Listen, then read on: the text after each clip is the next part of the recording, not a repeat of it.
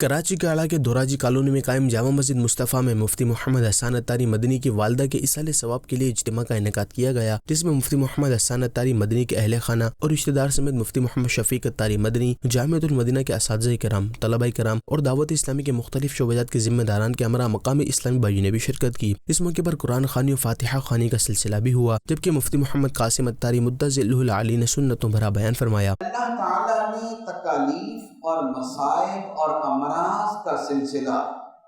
ہمیشہ اپنے پیاروں کے ساتھ بھی رکھا ہے اور جو بہت پیارے ہیں ان کے ساتھ بھی رکھا ہے۔ حدیث مبارک میں فرمایا کہ تکالیف جو آتی ہیں یہ درجہ بدرجہ آتی ہیں، الامثل فالامثل، جو جتنا افضل ہے اللہ تعالیٰ اسے اتنی ہی تکالیف میں مبتلا کرتا ہے۔ تو انہیں تکالیف میں مبتلا کرنے کا مقصد ان کے درجے بلند کرنا اور دوسروں کے لیے مثال قائم کرنا۔ اجتماع کے اختتام پر مفتی محمد قاسم اتاری نے مفتی محمد حسان اتاری مدنی کی والدہ مرحومہ اور دیگر کو ایصال ثواب کرتے ہوئے دعا بھی کروائی۔